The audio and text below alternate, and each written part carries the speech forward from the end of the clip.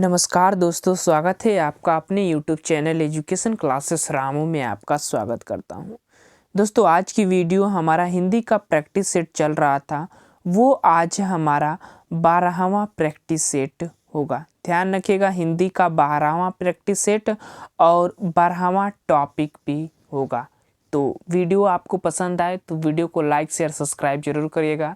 चाहे आप super TET, KVS, TET, CTET जितने भी एग्जाम होंगे जिसमें हिंदी दिए गए होंगे, ये सभी प्रश्न उस भर्तियों के लिए महत्वपूर्ण हैं।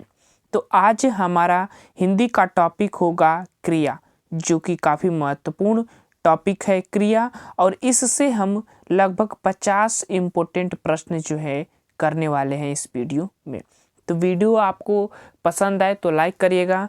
चलिए दोस्त, सीधे चलते हैं अपने प्रश्नों पर। और पिछले जितने भी प्रैक्टिस सेट अगर आप हिंदी के नहीं देखे होंगे तो आप ज़रूर देखिएगा, प्लेइंग लिस्ट बनी हुई है KVS PRT ऑल सब्जेक्ट के नाम से, उसमें हम हिंदी वाला वीडियो ऐड करते हुए चल रहा हूँ। तो चलिए, प्रश्न नंबर पहला है कि रचना की दृष्टि से क्रिया के भेद कितने होते हैं, वहीं आपको बताना है कि रचना की दृष्टि से क्रिया के भेद कितने होते हैं। ऑप्शन आपके सामने है, आप ऑप्शन चुन लीजिएगा। हम आपको बताने जा रहे हैं उत्तर। रचना की दृष्टि से क्रिया के अगर हम भेद बात करें तो वो हो जाता है 2। कौन कौन से? तो सकर्मक क्रिया होती है और एक होता है अकर्मक क्रिया। तो बी वाला विकल्प हमारा सही हो जाएगा। याद रखिएगा, रचना की दृष्टि से पूछा है। अगर वहीं पुख्ता प्रयोग की दृष्टि से या संरचना की दृष्टि से तो उसके 6 भेद हो जाते हैं क्रिया के। ध्यान रखिएगा। तो रचना की दृष्टि से पूछा है तो 2 भेद होते हैं। आगे चलते हैं प्रश्न नंबर दूसरा पर। निम्न में से एक अकर्मक क्रिया है, इसमें से आपको बताना है कि कौन सा अकर्मक क्रिया है। प्रश्न नंबर दूसरा का, तो अगर हम इसमें एक अकर्मक क्रिया की बात करें तो रोना जो है एक अकर्मक क्रिया है। डी वाला विकल्प जो इसका सही हो जाएगा, बाकी सभी सकर्मक में आते हैं। आगे चलते हैं प्रश्न नंबर तीसरा। सकर्मक क्रिया के भेद कितने होते हैं। अब यहाँ से सकर्मक क्रिया का भेद पूछ लिया जाता है। सकर्मक क्रिया वो क्रियाएं होती हैं जिसमें कर्म होता है। ध्यान रखिएगा।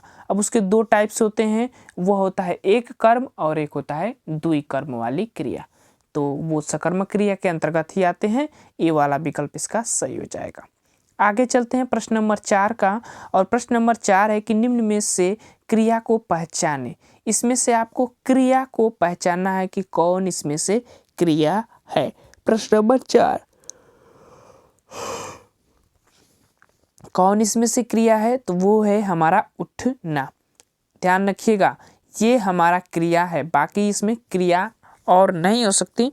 सी वाला विकल्प जो है इसमें से हमारा सही हो जाएगा प्रश्न नंबर 4 का। आगे चलते हैं प्रश्न नंबर 5 पर, और प्रश्न नंबर 5 है कि निम्न में से किस वाक्य में अकर्मक क्रिया है। ध्यान रखिएगा, किस वाक्य में अकर्मक क्रिया। अकर्मक क्रिया यानी जिसमें कर्म जो है नहीं है। ध्यान रखिएगा, कर्म नहीं है। ऑप्शन ए है कि पानी बरस रहा है। ऑप्शन बी है मैं गेहूँ पिसवा रहा हूँ। ऑप्शन सी है श्याम निबंध लिखता है। और ऑप्शन डी है राम मोहन को रुला दिया है। तो किसमें अकर्मक क्रिया होगी। अब यहाँ देखिए, इसमें भी कर्म है, यानी कि इसमें भी कर्म है, इसमें भी कर्म है, निबंध लिखने की क्रिया हो रही है, इसमें भी कर्म है, जो ये गेहूँ को पिसवाने की क्रिया हो रही है, और इसमें जो है ए वाले विकल्प में कर्म नहीं है, पानी बरस रहा है। एक ही क्रिया है बरसने की, बाकी इसमें कर्म नहीं है। ध्यान रखिएगा, पूछा है कि कर्म नहीं है, तो ये वाला विकल्प हमारा सही हो जाएगा। प्रश्न नंबर 6वां है कि मुख्य क्रिया के अर्थ को स्पष्ट करने वाली क्रिया होती है। जो क्रिया मुख्य क्रिया के अर्थ को स्पष्ट करती है उसको हम कौन सी क्रिया कहते हैं। प्रश्न नंबर 6 का, तो उसको हम कहते हैं सहायक क्रिया कहते हैं। ठीक है ना, सहायक क्रिया उसको कहा जाता है। ए वाला विकल्प इसका सही हो जाएगा। उसको हम सहायक क्रिया कहते हैं, जिसको हम इंग्लिश में हेल्पिंग वर्ब कहते हैं। ध्यान रखिएगा, हेल्पिंग वर्ब। और एक होता है मेन वर्ब। तो यहाँ पर मुख्य क्रिया को मेन वर्ब और मेन वर्ब को जो अर्थ को स्पष्ट करने वाला, मतलब पढ़ हो गया, तो ये तो मेन वर्ब हो गया पढ़, लेकिन जब उसको हम क्रिया के साथ जोड़ेंगे कि वो पढ़ता है, तो ता जो हो जाएगा, ता है वह सहायक क्रिया के अंतर्गत आ जाता है। तो ए वाला विकल्प इसका सही हो जाएगा। प्रश्न नंबर 7 है कि जिस शब्द में किसी काम का करना या होना पाया जाए वह संबंधित होता है। काफ़ी सरल प्रश्न है ये, हिंदी से रिलेटेड, उसको हम क्रिया कहते हैं जहाँ भी करना या होना पाया जाता है। तो डी वाला विकल्प इसका सही हो जाएगा। प्रश्न नंबर 8, लड़का सोता है, ये वाक्य संबंधित है। अब इसमें बताना है कि ये सकर्मक है या अकर्मक है। तो लड़का सोता है, अब सोने की क्रिया जो है लड़का कर रहा है, तो यहाँ ये कर्म हो जाएगा, ये क्रिया। अब इसमें तो अकर्म ऐसा कर्म ये कर्ता हो जाएगा, ये क्रिया हो जाएगा, ध्यान रखिएगा। तो बी वाला विकल्प हमारा सही हो जाएगा क्योंकि इसमें कर्म है ही नहीं। प्रश्न नंबर 9, राम भोजन करके सो गया। अब इस वाक्य में कौन सी क्रिया है? काफ़ी इंपॉर्टेंट प्रश्न है। प्रश्न नंबर 9 पूछा जाता है, ऐसे प्रश्न तो कई बार पूछे जाते हैं। अगर क्रिया से प्रश्न सबसे ज़्यादा पूछा जाएगा तो ये एक पहला स्टार लगा लीजिए कि ये पूछा जाता है सबसे ज़्यादा, कि राम भोजन करके सो गया। इस वाक्य में कौन सी क्रिया है? तो ध्यान रखिएगा, उसको इस वाक्य में अगर हम क्रिया की बात करें तो वो हो जाएगा प्रश्न नंबर 9 का हमारा बी वाला विकल्प, पूर्वकालिक प्रक्रिया। अब किसी भी वाक्य में अगर क्रिया के अंत में कर या करके लगा हो, ध्यान रखिएगा, कर या करके लगा हो, तो समझिएगा कि वो पूर्वकालिक क्रिया है। बी वाला विकल्प इसका सही हो जाएगा। इंपॉर्टेंट चीज है, यही पहचान है इसकी, पूर्वकालिक क्रिया की। प्रश्न नंबर 10, मैं घर जाता हूँ। इस वाक्य में मुख्य क्रिया की पहचान करिए। मुख्य क्रिया की जो है आपको पहचान करना है प्रश्न नंबर 10 का। तो देखिए, एक होता है मुख्य क्रिया, एक होता है सहायक क्रिया। अब यहाँ पर मुख्य क्रिया पूछ रहा है तो जाता है, ठीक है ना। जाने की क्रिया जो है मुख्य हो जाएगी और ये हु जो है ये सहायक क्रिया हो जाती है। तो इस तरह से हमारा अब आई के साथ क्या लगाता है? एम लगता है ना, तो वहीं एम का अर्थ हो जाएगा है, हूँ हो जाएगा। तो इस तरह से हमारा इसका बी वाला विकल्प 10 का सही हो जाएगा। प्रश्न नंबर 11 पर चलते हैं। संज्ञा अथवा विशेषण से बनने वाली धातुएं कहलाती है। वो कैसी धातुएं कहलाती है? जो संज्ञा और विशेषण से बनती है। तो वैसी हम धातुओं को नाम धातु क्रिया कहते हैं। ध्यान रखिएगा, नाम धातु, जैसे पढ़ से पढ़वाना, ये चीज़ें जो है नाम धातु क्रिया के अंतर्गत आते हैं। ये वाला विकल्प इसका सही हो जाएगा। प्रश्न नंबर 11 का नाम धातु क्रिया, ध्यान रखिएगा, बहुत इंपॉर्टेंट है नाम धातु क्रिया। नाम धातु में अगर हम इसको अगर ट्रिक से पकड़ना चाहते हैं ऐसे नाम धातु क्रियाओं को, तो इनके अंत में याना आना ऐसे चीज़ें लगी रहती है, जैसे लाठी से लठियाना, बात से बतियाना, हाथ से हथियाना, ये ऐसे जो शब्द होते हैं ये सब नाम धातु क्रिया के अंतर्गत हैं। बगल से बगलियाना, तो ऐसे सब धातुएं नाम धातु क्रिया के अंतर्गत आती हैं। ये वाला विकल्प ये इसका सही हो जाएगा। ध्यान रखिएगा प्रश्न नंबर 11 का। प्रश्न नंबर 12 है कि इनमें से कौन सी सकर्मक क्रिया है? सकर्मक क्रिया कौन सी है वो आपको बताना है। तो मोस्ट इम्पोर्टेंट प्रश्न, पीना जो है इसका सकर्मक क्रिया हो जाएगा, डी वाला विकल्प 12 का। आगे चलते हैं। प्रश्न नंबर 13, उमा नौकर से दूध मंगवाती है। इस वाक्य में कौन सी क्रिया होगी? तो देखिए, ऐसे प्रश्न जब भी उमा नौकर से दूध मंगवाती है तो उमा जो है क्या कर रही है? दूसरे से कार्य करवा रही है। ऐसी स्थिति में हम प्रेरणार्थक क्रिया को हम जाते हैं। ये वाला विकल्प 13 का सही हो जाता है। जब कोई व्यक्ति दूसरे से कार्य करवाता है या दूसरे को सहलाता है, उथु करता है, तो ये सब जो है प्रेरणार्थक क्रिया के अंतर्गत आती है। ये वाला विकल्प सही हो जाएगा। अब ये भी कह सकते हैं कि सीमा मोहन से पत्र लिखवाती है। तो लिखवाती है तो ये क्रिया जो है क्या हो रही है? एक पर दूसरे से वो कार्य करा रही है प्रेरणा के माध्यम से। तो ये वाला विकल्प जो है इसका सही हो जाएगा। ये चीज ध्यान रखिएगा। अब प्रश्न नंबर 14, हथियाना किस प्रकार की क्रिया है? मैंने अभी इस पर बातचीत किया कि बगल से बगलियाना, बात से बतियाना, तो ये हथियाना क्या हो जाएगा? नाम धातु क्रिया। कुछ मत सोचिए, बी वाला विकल्प सही हो जाएगा। अब ये देखिए, क्रिया के ये भी भेद है, लेकिन ये प्रयोग के आधार पर भेद है। अब हमने पूछा था रचना के आधार पर, दो प्रकार के सकर्मक और अकर्मक क्रिया, लेकिन प्रयोग के आधार पर क्रिया 6 टाइप्स की होती है। ध्यान रखिएगा 6 टाइप्स की। कौन कौन सी? एक होता है सामान्य क्रिया, एक होता है संयुक्त क्रिया, और संयुक्त क्रिया में 2 क्रियाएं साथ आती है, ये भी ध्यान रखिएगा। तो 2 टाइप्स हो गए, सामान्य क्रिया, संयुक्त क्रिया।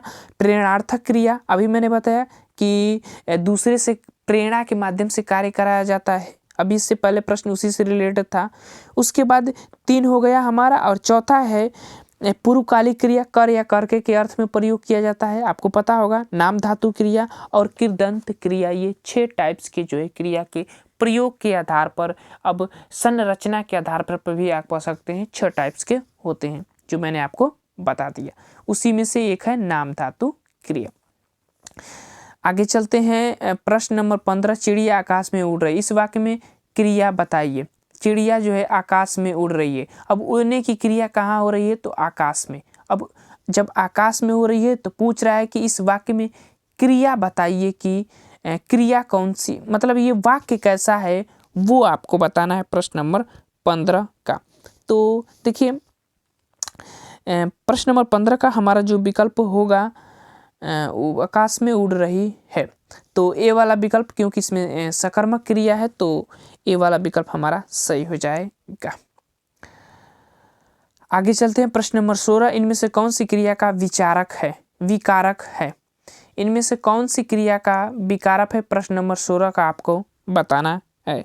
16 का हमारा विकल्प जो है सही हो जाएगा। तीनों विकारक का मतलब कि परिवर्तित हो सकता है क्रिया के आधार पर, तो ये तीनों के आधारों पर, तो डी वाला विकल्प हमारा सही हो जाता है। प्रश्न नंबर 17 है कि क्या और किस को दोनों का उत्तर किन क्रियाओं से प्राप्त होता है? क्या और किसको दोनों का उत्तर किन क्रियाओं से प्राप्त होता है? प्रश्न नंबर 17 का वो आपको बताना है। तो दोनों जो है द्विकर्मक क्रिया से अर्थ प्राप्त होती है, तो ध्यान रखिएगा, क्या भी करेंगे या किसको भी करेंगे तो द्विकर्मक क्रिया के ही अर्थ निकलते हैं।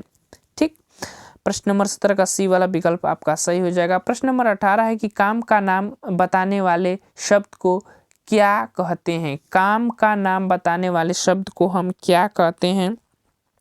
तो उसको भी हम क्रिया कहते हैं। जैसे राम पढ़ता है तो पढ़ना एक क्रिया हो गई।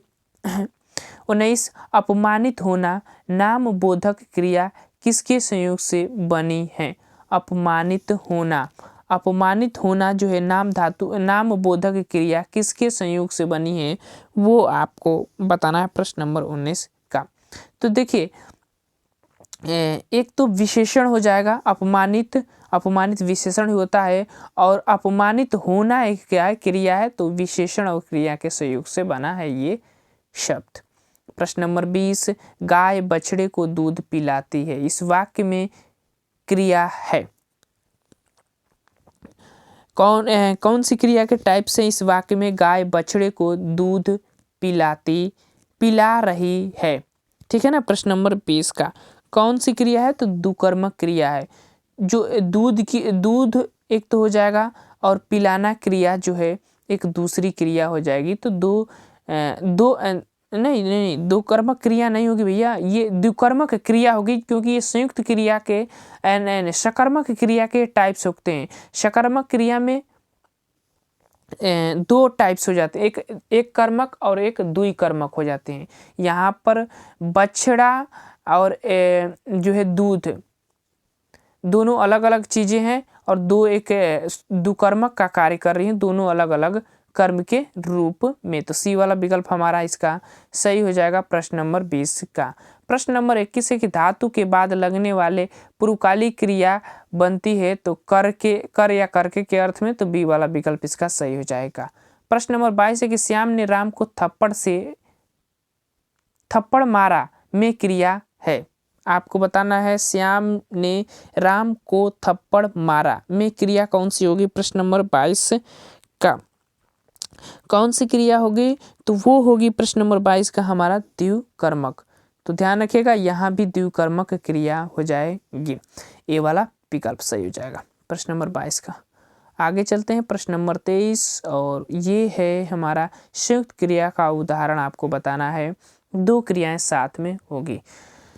चलिए प्रश्न नंबर 23, संयुक्त क्रिया का उदाहरण इसमें से कौन सा है? प्रश्न नंबर 23 का तो कौन सा क्रिया है? तो जैसे आते जाते रहिए, आते जाते रहिए, यहाँ पर संयुक्त क्रिया का प्रयोग किया गया है। तो ए वाला विकल्प 23 का सही हो जाएगा। प्रश्न नंबर 24, अध्यापक ने पुस्तक को छात्रों को पुस्तक पढ़ाई में क्रिया है। अध्यापक ने छात्रों को पुस्तक पढ़ाई में क्रिया आपको बताना है कि कौन सी होगी, कौन सी इसमें से क्रिया के टाइप्स के अंतर्गत आएगा। प्रश्न नंबर 24 का तो ये भी तो दुकर्मक ही क्रिया के अंतर्गत आएगी। छात्रों को क्या किया जाए? पुस्तक, तो दो कर्म हो गए, छात्र और पुस्तक, ध्यान रखिएगा।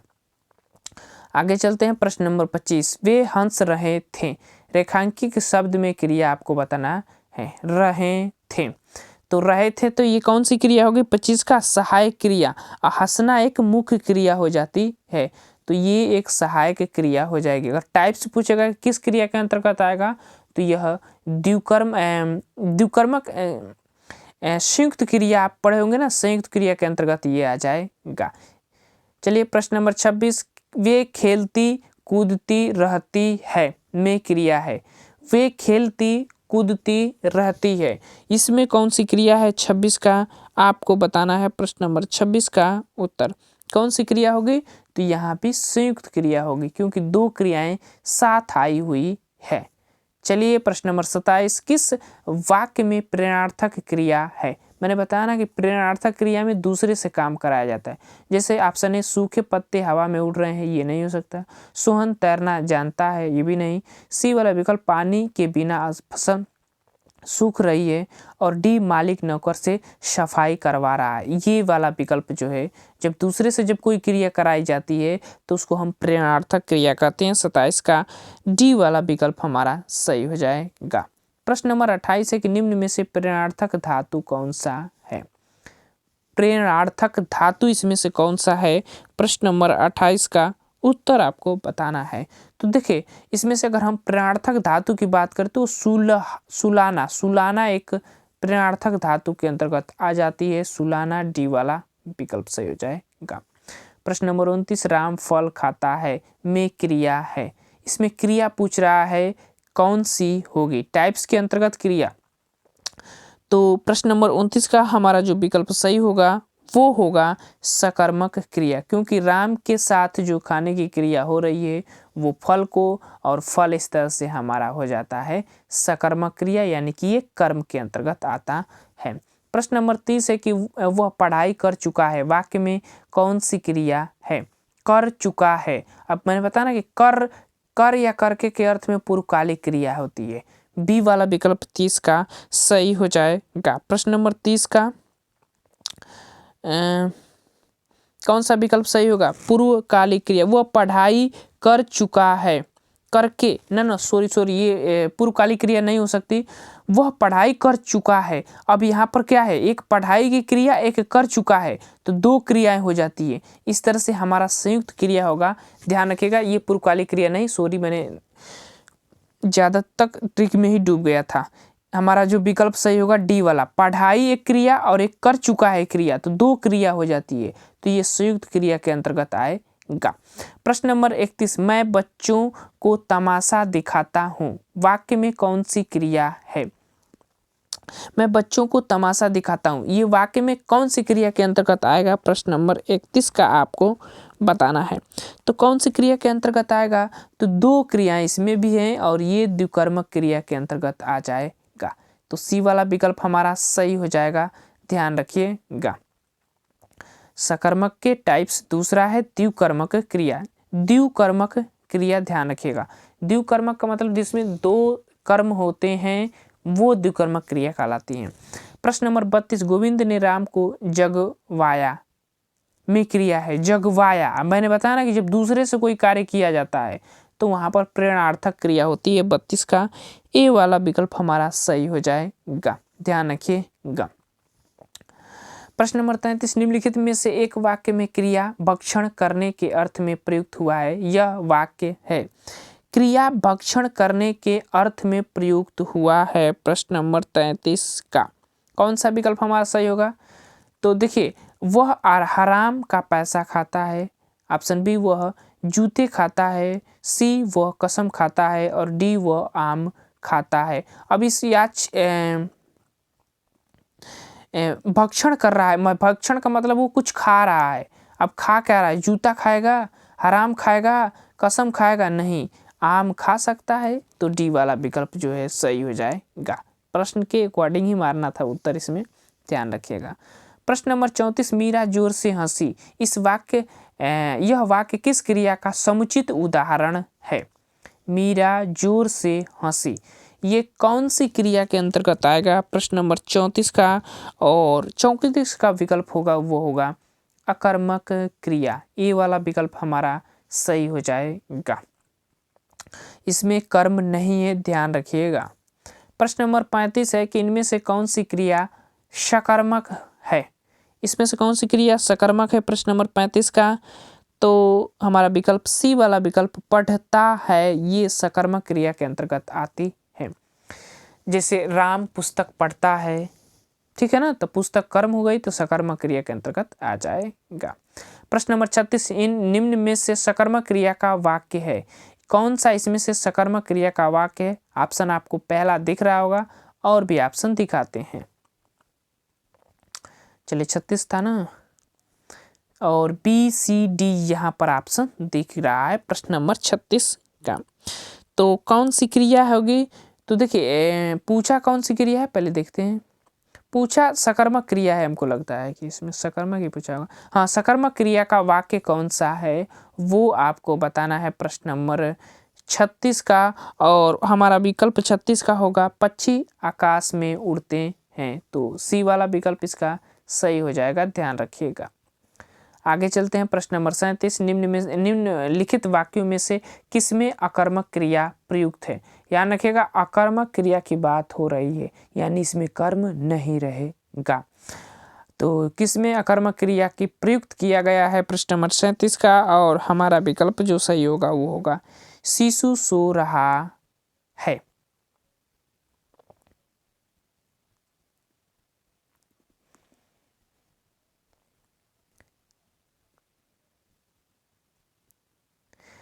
देखिए, यहाँ पर पूछा है कि अकर्मक क्रिया प्रयुक्त हुआ है, प्रयुक्त है किसमें? वाक्य में। देखिए, ये विकल्प थोड़ा सस्पिशन में, इसको छोड़ते हैं। चलिए, ये लगता है कि सारे विकल्प ही सही हैं। आगे चलते हैं। प्रश्न नंबर 38 प्रश्न है कि सठियाना शब्द में कौन सी क्रिया होगी? तो सठियाना शब्द में नाम धातु क्रिया होगी। 38 का ए वाला विकल्प जो है हमारा सही हो जाएगा प्रश्न नंबर 38 का, ध्यान रखिएगा। लठियाना, बतियाना ऐसे शब्द नाम धातु में आते हैं। प्रश्न नंबर 39, खाना खिलाना किस प्रकार की क्रिया है? प्रश्न नंबर 39 का, किस प्रकार की क्रिया है?